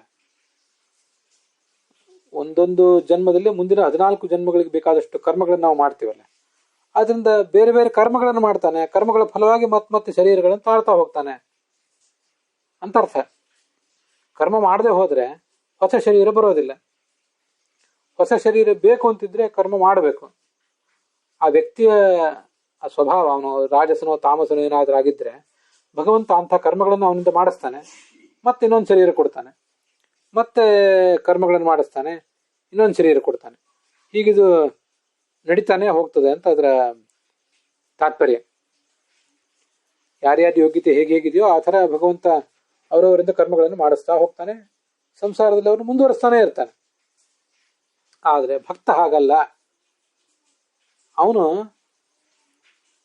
ಈ ಶರೀರ ಅವನಿಗೆ ಸಾಕ್ಷಾತ್ಕಾರ ಈಗ ಆದ ಮೇಲೆ, ಅದ್ರ ಮೇಲಿನ ಕಥೆ ಇದು. ಸಾಕ್ಷಾತ್ಕಾರ ಆದ ಮೇಲೆ ಈಗ ನಾನು ಪ್ರಾರಬ್ಧ ಕರ್ಮದಿಂದ ಏನು ಶರೀರಗಳನ್ನು ತಾಳಬೇಕಾಗಿದೆ, ಇವಿಷ್ಟು ಶರೀರಗಳನ್ನು ತಾಳಿ ಮುಗಿಸಿಬಿಡ್ತೇನೆ. ಮತ್ತೆ ನನಗೆ ಹೊಸ ಶರೀರದ ಬರುವುದು ಬೇಡ. ಆ ಹೊಸ ಶರೀರಕ್ಕೆ ಬೇಕಾದಂಥ, ಹೊಸ ಶರೀರ ಹುಟ್ಟಲಿಕ್ಕೆ ಬೇಕಾದಂಥ ಪ್ರಾರಬ್ಧ ಕರ್ಮಗಳನ್ನ ನಾನೀಗೇನು ಓಪನ್ ಮಾಡ್ಕೊಂಡಿದ್ದೀನಿ, ಪ್ರಾರಬ್ಧ ಕರ್ಮಗಳ ಚೀಲವನ್ನ, ಓಪನ್ ಮಾಡಿದ ಚೀಲ ಅಷ್ಟು ಸವೆದು ಹೋಗ್ಲಿ, ಅಲ್ಲಿರುವುದೆಲ್ಲವೂ ಖರ್ಚಾಗಿ ಹೋಗ್ಲಿ. ಮತ್ತೆ ಇನ್ನಲ್ಲಿ ಕರ್ಮವೇ ಉಳಿದೇ ಇದ್ದಾಗ ಆ ಕರ್ಮದ ಫಲವಾಗಿ ಹೊಸ ಜನ್ಮವೂ ಬರೋದಿಲ್ಲ, ಮತ್ತೊಂದು ಜನ್ಮವೂ ಬರೋದಿಲ್ಲ. ಇದು ಅವನ ಆಲೋಚನೆ ಆಗಿರ್ತದೆ ಭಕ್ತಂದು. ಇನ್ನು ಮುಕ್ತಿಗೆ ಅವನು ಹೋಗಬೇಕಾದವನು. ಅಪರೋಕ್ಷ ಜ್ಞಾನಿಯ ಸ್ವಭಾವವನ್ನು ಇಲ್ಲಿ ಹೇಳ್ತಾ ಇರೋದು. ನಾವು ಈ ಶ್ಲೋಕವನ್ನು ಓದುವವರೆಲ್ಲ, ಅನುಸಂಧಾನ ತರುವವರೆಲ್ಲ ಅಪರೋಕ್ಷ ಜ್ಞಾನಿಗಳು ಅಲ್ಲದೆ ಹೋದ್ರೂ ಕೂಡ ನಾಳೆ ಅಪರೋಕ್ಷ ಜ್ಞಾನ ಬಂದಾಗ ನಮ್ಮ ಧೋರಣೆ ಹೇಗಿರಬೇಕು ಅಂತ ಅನ್ನೋದನ್ನ ಇದು ತೋರಿಸ್ತದೆ ಅಷ್ಟೆ. ಆದ್ರಿಂದ ಚೀರವಸನ, ಹಳೆಯ ವಸ್ತ್ರವನ್ನೇ ಧರಿಸಿಕೊಂಡಿರುವುದು ಅಂದ್ರೆ ಮತ್ತಷ್ಟು ಪ್ರಾರಬ್ಧ ಸಂಸಾರದಲ್ಲಿ ನಮ್ಮನ್ನು ಬಂಧಿಸಿಡುವ ಕರ್ಮಗಳನ್ನ ಮಾಡಿ ಹೊಸ ಹೊಸ ದೇಹಗಳನ್ನ, ಹೊಸ ಹೊಸ ವಸನಗಳನ್ನ, ಅರ್ಥಾತ್ ಹೊಸ ಹೊಸ ದೇಹಗಳನ್ನ ಆ ಸಾಧಕ ಪಡ್ಕೊಳ್ಳಿಕ್ಕೆ ಅಪೇಕ್ಷೆ ಪಡೋದಿಲ್ಲ. ಸಾಕಿನ್ನು ಹೀಗೆ ನಾನು ಮಾಡ್ತಾ ಹೋದ್ರೆ ಬೇರೆ ಬೇರೆ ಕರ್ಮಗಳನ್ನು ಮಾಡ್ತಾ ಹೋಗೋದು, ಮತ್ತೆ ಶರೀರ ಪಡೆಯೋದು, ಮತ್ತೆ ಕರ್ಮ ಮಾಡೋದು, ಮತ್ತೆ ಶರೀರ ಪಡೆಯೋದಾದ್ರೆ ಇದು ಕೊನೆ ಇಲ್ಲ ಅಂತ ಗೊತ್ತಿದೆ ಅವನಿಗೆ. ಹುಟ್ಟಿಸಲೇ ಬೇಡ ಇನ್ನು, ಹುಟ್ಟಿಸಿದಕ್ಕೆ ಸಾಕು ಎನ್ನು ಅಂತ ಭಗವಂತನಲ್ಲಿ ಅವನು ಯಾವಾಗಲೂ ಮೊರೆ ಇರ್ತಾನೆ. ಇದು ವಸನ ಅಂದ್ರೆ ನಿಜವಾಗ್ಲೂ ಬಟ್ಟೆ ಅಂತಾನೆ ಅರ್ಥ ಅಲ್ಲ, ಆದ್ರೆ ಬಟ್ಟೆಗೆ ಸಮಾನವಾದ ಈ ಶರೀರ ಅಂತ ಅದರ ತಾತ್ಪರ್ಯ. ಭಗವಂತನ ಹತ್ರ ಬೇಡ್ಕೋತಾನೆ, ಮತ್ತೆ ಕರ್ಮಗಳನ್ನು ಮಾಡಿಸ್ಬೇಡ, ಕರ್ಮದ ಫಲವಾಗಿ ಮತ್ತೆ ಜನ್ಮಗಳನ್ನು ಕೊಡಬೇಡ, ಮತ್ತೆ ಈ ದೇಹವನ್ನು ಕೊಡಬೇಡ ಅಂತ ಕೇಳ್ತಾ ಇರ್ತಾನೆ. ಇದು ವಿಷ್ಣು ತೀರ್ಥಾಚಾರ್ಯ ಹೇಳಿದ ಅರ್ಥ, ತುಂಬಾ ಸುಂದರವಾದಂತಹ ಅರ್ಥ ಅದು. ಇನ್ನ ಈ ತುಣುಕು ವಸ್ತ್ರಗಳನ್ನು ಧರಿಸುವುದು ಅಂತ ಏನು ಬಂದಿದೆಯಲ್ಲ, ತುಣುಕು ವಸ್ತ್ರವನ್ನು ಧರಿಸುವುದು ಅನ್ನೋದನ್ನು ಕೂಡ ನಾವು ಗುರುಗಳ ಮೂಲಕ ಕಲಿಬೇಕು. ನಂದೊಂದು ವ್ಯಾಖ್ಯಾನ ಇದೆ ಇದಕ್ಕೆ, ನಮ್ಮೆಲ್ಲರಿಗೂ ಕೂಡ ತುಂಬಾ ಕಣ್ತೆರೆಸುವಂತಹ ಒಂದು ಅನುಸಂಧಾನ ಅದರಲ್ಲಿದೆ. ಅಭ್ಯುಷ್ಣಾತ್ ಸಘೃತಾದನ್ಯಾತ್ ಅಚ್ಛಿದ್ರಾಚೇವ ವಾಸಸಃ ಅಧಿಕಂ ಯೋ ಅಭಿಮನ್ಯೇತ ಸಸ್ತೇನೋ ದಂಡಮರ್ಹತೆ ಅಂತ ಬಂತಲ್ಲ. ಇದೊಂದು ಮನುಸ್ಮೃತಿಯ ವಾಕ್ಯ, ಹಿಂದೊಂದು ಬಾರಿ ಹೇಳಿದ್ದೆ. ಮನುಷ್ಯನ ಪ್ರಯತ್ನ ಎಷ್ಟಿರಬೇಕು ಅಂದ್ರೆ ಅನ್ನ, ವಸ್ತ್ರ,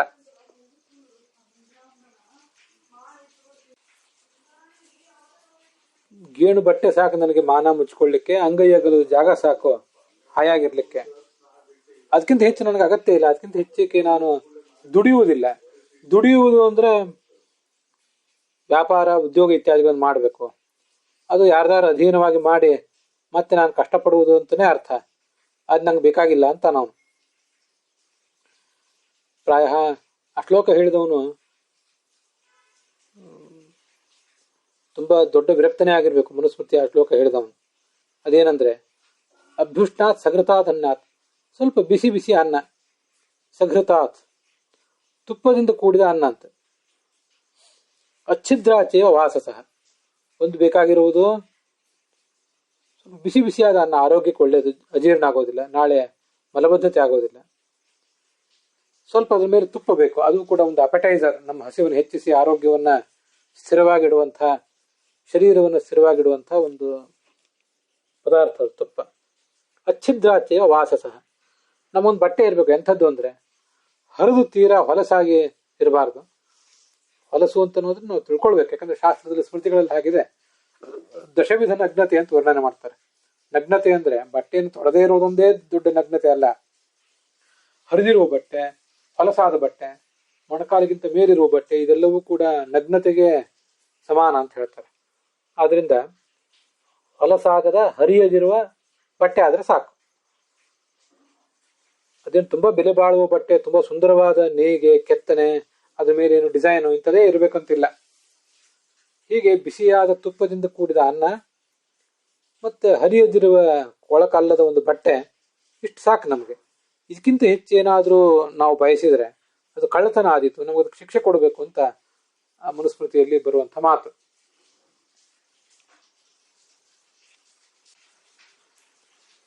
ಎಲ್ಲರೂ ಮಾಡುವುದು ಹೊಟ್ಟೆಗಾಗಿ, ಗೇಣು ಬಟ್ಟೆಗಾಗಿ. ಎಲ್ಲರೂ ಮಾಡುವುದು ಅಂದ್ರೆ ಮಾಡಬೇಕಾಗಿರುವುದು ಇಷ್ಟನ್ನೇ ಮಾಡಿ, ನೀವು ಇದಕ್ಕಿಂತ ಹೆಚ್ಚಿನ ಮಾಡ್ಲಿಕ್ಕೆ ಹೋಗಬೇಡ.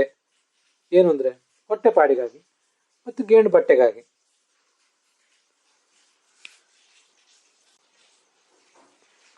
ನನ್ನನ್ನು ಈ ಪರಾಮರ್ಶಿಸಿ ಹೇಳುವುದಾದ್ರೆ, ನಾವೆಲ್ಲ ಇವತ್ತು ನಮ್ಮ ಅಪಿಯರೆನ್ಸ್ ಬಗ್ಗೆ ತುಂಬಾ ತಲೆ ಕೆಡಿಸ್ಕೊಂಡಿರ್ತೇವೆ. ನಾವು ಜನರ ಕಣ್ಣಿಗೆ ಹೇಗೆ ಕಾಣಿಸ್ಕೋಬೇಕು, ಜನರ ಕಣ್ಣಿಗೆ ನಮ್ಮನ್ನು ಹೇಗೆ ಪ್ರೆಸೆಂಟ್ ಮಾಡ್ಕೋಬೇಕು ಅಂತ ಅನ್ನೋದ್ರ ಬಗ್ಗೆ ತುಂಬಾ ಆಲೋಚನೆ ಮಾಡ್ತೇವೆ ನಾವು. ಮತ್ತೆ ಜನ ನಮ್ಮನ್ನು ನೋಡಿ ಏನು ಅನ್ಕೊಂಡ್ಬಿಟ್ಟಾರ, ಇದೆಲ್ಲ ಭ್ರಮೆ. ಅದಕ್ಕೆ ಮನೆಯಲ್ಲಿ ಇದ್ದಾಗ ಒಂದು ರೀತಿಯಾದ ಬಟ್ಟೆ ಬರೆ, ಹೊರಗೆ ಹೊರಟಾಗ ಮತ್ತೊಂದು ಹೊಸದಾದದ್ದು, ತೀರಾ ಅವತ್ತೇ ತಂದದ್ದು ಅಂತಲ್ಲ, ಮತ್ತು ಬಹಳ ಹಳೆಯದಲ್ಲದೆ ಇರುವಂಥ ಒಂದು ಬಟ್ಟೆ. ಅದು ಹರಿದಿರಬಾರ್ದು, ಸ್ವಚ್ಛವಾಗಿರ್ಬೇಕು, ಅದು ಗರಿಗರಿಯಾಗಿ ಇರಬೇಕು. ಹೀಗೆಲ್ಲ ನಾವು ಬಯಸ್ತೇವೆ. ಅದಕ್ಕಾಗಿ ಪ್ರಯತ್ನವನ್ನು ಕೂಡ ಮಾಡ್ತೇವೆ. ಒಂದು ಅಂಥ ಬಟ್ಟೆಗಳನ್ನು ಸಂಪಾದನೆ ಮಾಡಲಿಕ್ಕೆ ನಾವು ದುಡಿಬೇಕು. ಇಂಥ ಅವಶ್ಯಕತೆಗಳು ನಮ್ಮದು ಬಹಳ ಇರೋದ್ರಿಂದ, ಇಲ್ಲಿ ಬಟ್ಟೆ ಬಗ್ಗೆ ಮಾತ್ರ ಮಾತಾಡ್ತಿದ್ದಾರೆ, ವಸ್ತುತಃ ಇಂಥ ಅವಶ್ಯಕತೆಗಳು ನಮಗೆ ಬಹಳ ಇರೋದ್ರಿಂದ ಆ ಎಲ್ಲ ಅವಶ್ಯಕತೆಗಳನ್ನು ಪೂರೈಸ್ಕೊಳ್ಳಿಕ್ಕಾಗಿ ನಾವು ತುಂಬಾ ದುಡಿಬೇಕಾಗ್ತದೆ. ಮತ್ತೆ ದುಡಿದಾದ್ಮೇಲೆ ಆ ಬಟ್ಟೆಗಳನ್ನ ನಾವು ಧರಿಸಲಿಕ್ಕೆ ತೊಡಗಿದ ಮೇಲೆ ನಮ್ಮ ಸಲುವಾಗಿ ಯಾರಾದರೂ ಅದನ್ನು ಬಗೆದು ಸ್ವಚ್ಛ ಮಾಡಿ ಕೊಡಬೇಕು. ಇಲ್ಲದಿದ್ರೆ ನಾವಾದರೂ ಅದನ್ನ ಮಾಡ್ಕೋಬೇಕು. ಈ ಅನೇಕ ಅವಶ್ಯಕತೆಗಳನ್ನ ಪೂರೈಸಲಿಕ್ಕಾಗಿ ದುಡಿತ, ಭಗವಂತನ ಶ್ರವಣ ಮನನಕ್ಕೆ ನಾವು ಉಪಯೋಗ ಮಾಡ್ಕೊಳ್ಬಹುದಾದ ಸಮಯವನ್ನ, ಶಕ್ತಿಯನ್ನ ಬಿಟ್ಟು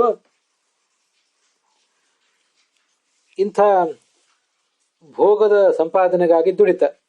ಮತ್ತೆ ಅವುಗಳನ್ನು ರಕ್ಷಿಸಬೇಕು, ಎಲ್ಲವನ್ನು ಮೇಂಟೈನ್ ಮಾಡ್ಬೇಕಲ್ಲ. ಮೇಂಟೆನೆನ್ಸ್ಗಾಗಿ ಮತ್ತಷ್ಟು ಶ್ರಮ. ಹೀಗೆಲ್ಲ ಇದೆ ನಮ್ಮ ಸ್ಥಿತಿ.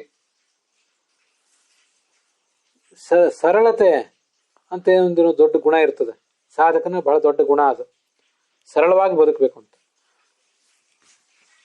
ಸಿಂಪಲ್ ಲಿವಿಂಗ್, ಹೈ ಥಿಂಕಿಂಗ್ ಅಂತ ಕೂಡ ಇಂಗ್ಲಿಷ್ನಲ್ಲೂ ಹೇಳ್ತಾರೆ. ಜೀವನ ಸರಳವಾಗಿರ್ಲಿ, ಹೈ ಥಿಂಕಿಂಗ್, ಉನ್ನತವಾದ ವಿಚಾರಧಾರೆ ಇರಲಿ ಅಂತ. ನಮಗೆ ನಮ್ಮಂತ ಸಾಮಾನ್ಯರಿಗೆ ಉನ್ನತವಾದ ವಿಚಾರಧಾರೆ ಅಂತೂ ಇಲ್ಲ, ಸಿಂಪಲ್ ಲಿವಿಂಗೂ ಇಲ್ಲ. ಆದ್ರಿಂದ ನಾವು ಭ್ರಷ್ಟರಾಗಿಬಿಟ್ಟಿದ್ದೇವೆ. ವಸ್ತುತಃ ಚೀರವಸನ ಅಂದ್ರೆ ಸಾಮಾನ್ಯವಾದ ಹರಕು ಬಟ್ಟೆಯೋ ಅಥವಾ ಹರಿದೇ ಇದ್ರೂ ಕೂಡ ತುಂಬಾ ಸಾಧಾರಣವಾದ ಬಟ್ಟೆಯೋ, ಇದನ್ನು ಉಟ್ಟು ಬದುಕುವುದು ಅಂದ್ರೆ ಸರಳವಾಗಿ ಬದುಕುವುದು ಅಂತ ಅರ್ಥ. ಅವಶ್ಯಕತೆಗಳನ್ನು ಮಿನಿಮೈಸ್ ಮಾಡ್ಕೊಂಡು ಬದುಕುವುದು ಅಂತ ಅರ್ಥ. ಬಟ್ಟೆ ಬರೆ ಇರಬಹುದು, ನಮ್ಮ ಉಡುಗೆ, ನಮ್ಮ ಆಭರಣಗಳಿರಬಹುದು, ನಾವು ಪ್ರಯಾಣಿಸುವಂತಹ ವಾಹನಗಳಿರಬಹುದು, ನಮ್ಮ ದೇಹವನ್ನು ನಾವು ಅಲಂಕರಿಸಿಕೊಳ್ಳುವ ರೀತಿ, ಇದೆಲ್ಲವನ್ನು ಕೂಡ ನಾವು ಗಮನಿಸಿದ್ರೆ ನಾವು ಸಿಂಪಲ್ ಲಿವಿಂಗ್ ಮಾಡ್ತಾ ಇಲ್ಲ ಅಂತ ಅನ್ನೋದು ಸ್ಪಷ್ಟ.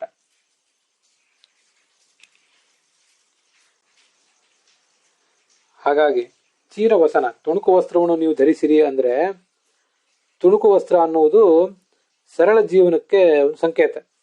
ನಿಮ್ಮ ವೇಷಭೂಷಣ ಇತ್ಯಾದಿಗಳ ಬಗ್ಗೆ ತಲೆ ಕೆಡಿಸ್ಕೋಬೇಡಿ, ನಿಮ್ಮ ಅಲಂಕಾರದ ಬಗ್ಗೆ ತಲೆ ಕೆಡಿಸ್ಕೋಬೇಡಿ. ಬಟ್ಟೆ ಬರೆಗಳ ಮೇಂಟೆನೆನ್ಸ್ ಬಗ್ಗೆ ಬಹಳ ತಲೆ ಕೆಡಿಸ್ಕೊಳ್ಬೇಕಾಗಿಲ್ಲ ಅಂತ ಅದರ ಅರ್ಥ. ಗುಣೇಶು ಕ್ರಿಯತಾಂ ಯತ್ನಃ ಕಿಮಾಟೋಪೈ ಪ್ರಯೋಜನಂ ವಿಕ್ರೀಯಂತೇನ ಘಂಟಾಭಿ ಗಾವಃ ಕ್ಷೀರ ವಿವರ್ಜಿತಾ ಅಂತ ಸಂಸ್ಕೃತದ ಒಂದು ಸುಭಾಷಿತ. ಗುಣೇಶು ಕ್ರಿಯತಾಂ ಯತ್ನಃ, ಒಂದಿಷ್ಟು ಸದ್ಗುಣಗಳನ್ನು ಜೀವನದಲ್ಲಿ ಅಳವಡಿಸ್ಕೊಳ್ಳಿಕ್ಕೆ ಪ್ರಯತ್ನ ಪಡಿ. ವಿಶೇಷವಾಗಿ ಅಧ್ಯಾತ್ಮದ ಅಳವಡಿಕೆಗೆ ಪ್ರಯತ್ನ ಪಡಿ. ವಿಕ್ರೀಯಂತೇನ ಘಂಟಾಭಿ ಗಾವಃ ಕ್ಷೀರ ವಿವರ್ಜಿತಾ, ದನಗಳನ್ನ ಮಾರಬೇಕು, ಒಂದು ಯಾವುದೋ ಎಮ್ಮೆಯನ್ನು ಆಕಳನ್ನು ಮಾರಬೇಕು ಅಂತ ಮಾರ್ಕೆಟಿಗೆ ತೊಗೊಂಡು ಹೋದ್ರಿ, ಅದಕ್ಕೆ ಒಳ್ಳೆ ಬಂಗಾರದ ಗಂಟೆ ಇತ್ಯಾದಿ ಕಟ್ಟಿದ್ದೀರಿ, ಚೆನ್ನಾಗಿ ಅದು ಹಾಲೇ ಹಿಂಡ್ತಾ ಇಲ್ಲ, ಹಾಲು ಹಿಂಡ್ತದೋ ಇಲ್ಲೋ ಅನ್ನೋದನ್ನು ನೋಡಿ ತಗೊಳ್ಳೋರು ತಗೋತಿರ್ತಾರೆ. ಅದು ಹಾಲು ಹಿಂಡದೆ ಹೋದಾಗ ಅದು ಒಳ್ಳೆ ಬಂಗಾರದ ಗಂಟೆ ಇದ್ರೇನು, ಬಂಗಾರದ ಗಂಟೆಗೆ ಆಸೆ ಪಟ್ಟು ಅದು ಯಾರು ಆ ದನವನ್ನು ಖರೀದಿ ಮಾಡ್ತಾನೆ, ಇದ್ರ ಬಗ್ಗೆ ನಮ್ಗೆ ಎಚ್ಚರಿಕೆ ಇರಬೇಕು ಅಂತ ಅದರ ತಾತ್ಪರ್ಯ. ಅದರಂತೆ ನಮ್ಮ ವೇಷ ಭೂಷಣ ಇತ್ಯಾದಿಗಳ ಬಗ್ಗೆ ಹೆಚ್ಚು ತಲೆ ಕೆಡಿಸ್ಕೊಳ್ಳದೆ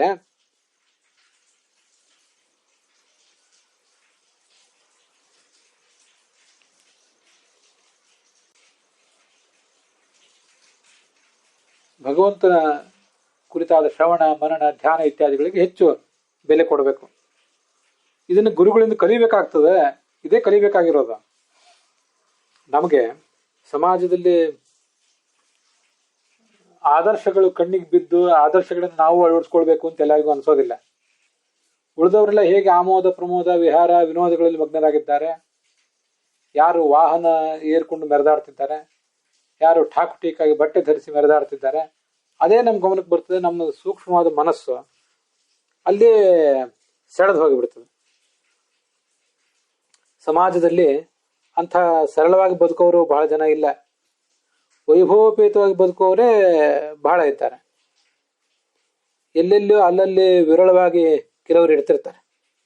ಅಂಥವ್ರ ಮೂಲಕ ನಾವು ಇದನ್ನ ಸರಳವಾದ ಜೀವನವನ್ನ ಕಲಿಯಬೇಕು. ಅದರಿಂದ ಖಂಡಿತವಾಗಿಯೂ ಅದನ್ನೇನು ಕಲಿಯುವುದು? ಚೀರವಸನವನ್ನು ಉಡುವುದನ್ನ ಕಲಿಯುವುದೇನು, ಗುರುವಿನಿಂದ ಕಲಿಯುವುದೇನು ಅಂತ ಯಾರು ಕೂಡ ಅದನ್ನ ತಿರಸ್ಕರಿಸಬಾರದು. ಬೇರೆ ಏನನ್ನಾದ್ರೂ ಕಲೀಲಿಕ್ಕೆ, ಯಾವ್ದಾದ್ರು ಶಿಕ್ಷಣವನ್ನು ಪಡ್ಕೊಳ್ಳಿಕ್ಕೆ, ಮತ್ತೊಂದೇನೋ ಇನ್ನೊಬ್ಬರನ್ನು ನೋಡಿ ಲೈಫ್ ಸ್ಟೈಲ್ ಮೇಂಟೈನ್ ಮಾಡೋದನ್ನೆಲ್ಲ ಕಲೀಲಿಕ್ಕೆ ಕಲಿಸೋರು ಬಹಳ ಇದ್ದಾರೆ. ಅದನ್ನು ನೋಡಿ ನಾವು ಕಲಿಯುವುದಾದ್ರೆ ಅಂಥ ದೃಶ್ಯಗಳು ನಮ್ಮ ಸುತ್ತಮುತ್ತಲು ಬಹಳ ಸಿಗ್ತವೆ. ಆದರೆ ಹೈ ಥಿಂಕಿಂಗ್ ಇರುವಂಥ, ಸಿಂಪಲ್ ಲಿವಿಂಗ್ ಇರುವಂಥ ಜನರು ಬಹಳ ಕಡಿಮೆ ಜನ ಇರ್ತಾರೆ. ಅಂಥವರಲ್ಲಿ ಈ ಗುರುಗಳು ಒಬ್ಬರು. ಅದಕ್ಕಾಗಿ ಆ ಗುರುಗಳಿಂದ ಅದನ್ನು ಕಲಿಬೇಕು. ಶಿಕ್ಷೇತ್ ಗುರುವಾತ್ಮ ದೈವತಃ ಅಂತ ಅಂಥ ಗುರುವನ್ನೇ ಹುಡುಕ್ಬೇಕು. ಸಿಂಪಲ್ ಲಿವಿಂಗ್ ಇರುವ, ಹೈ ಥಿಂಕಿಂಗ್ ಇರುವಂಥ ಗುರುವನ್ನು ಹುಡುಕ್ಬೇಕು. ಹೊರತು ಹಾಲು ಕೊಡದ ಗಂಟೆ ಸದ್ದು ಮಾತ್ರ ಮಾಡ್ತಾ ಇರುವಂಥ ಗುರುವನ್ನು ಹುಡುಕಿ ಉಪಯೋಗ ಇಲ್ಲ. ಅಂಥವನಿಂದ ಸರಳ ಜೀವನದ ಶಿಕ್ಷಣ ನಿಮ್ಗಾಗೋದಿಲ್ಲ. ಮತ್ತೆ ಹೈ ಥಿಂಕಿಂಗ್ ಕೂಡ ಅಂಥವರಿಂದ ನಿಮಗೆ ಟ್ರಾನ್ಸ್ಫರ್ ಆಗೋದಿಲ್ಲ. ಅದಕ್ಕೆ ಎಚ್ಚರ ಇರಲಿ ಅಂತ ಹೇಳ್ತಾ ಇದ್ದಾರೆ. ಆದ್ದರಿಂದ ಎರಡೂ ಸಂಗತಿಗಳನ್ನು ತಿಳಿಯಲೇಬೇಕು. ಮತ್ತೆ ಮತ್ತೆ ಕರ್ಮಗಳನ್ನು ಮಾಡಿ ಆ ಕರ್ಮಗಳ ಫಲವಾಗಿ ಸಂಸಾರದಲ್ಲಿ ನಾವು ಸಿಕ್ಕಿ ಬೀಳುವುದು, ಅದರ ಮೂಲಕ ಮತ್ತೆ ಜನ್ಮಗಳನ್ನು ಪಡೀತಾ ಹೋಗೋದು, ಇದು ನಮಗೆ ಬೇಡ. ಮತ್ತೆ ಸರಳವಾದ ಜೀವನವನ್ನು ನಡೆಸಬೇಕಾಗಿದೆ. ನಮ್ಮ ಅಪಿಯರೆನ್ಸ್ ಬಗ್ಗೆ ತಲೆ ಕೆಡಿಸ್ಕೊಳ್ಳದೆ, ನಾವು ತಲೆ ಕೆಡಿಸ್ಕೊಳ್ಳದೆ, ಮತ್ತು ಇನ್ನೊಬ್ರು ಯಾರಾದರೂ ಏನಾದರೂ ಅದ್ರ ಬಗ್ಗೆ ಕಾಮೆಂಟ್ ಮಾಡಿದರೆ ಅದ್ರ ಬಗ್ಗೆ ಕೂಡ ನಾವು ತಲೆ ಕೆಡಿಸ್ಕೊಳ್ಳದೆ ಇರುವುದನ್ನು ಕಲಿಯಬೇಕಾಗಿದೆ. ಅದನ್ನು ಗುರುವಿಂದ ಕಲಿಯಲೇಬೇಕು ಅಂತ ನಂದೊಂದು ಅದಕ್ಕೆ ಇಂಟರ್ಪ್ರಿಟೇಷನ್ ಇದೆ. ಅದ್ರ ಜೊತೆಗೆ ಇವತ್ತಿನ ಈ ಭಾಗ ಸಮಾಪ್ತವಾಗಿದೆ.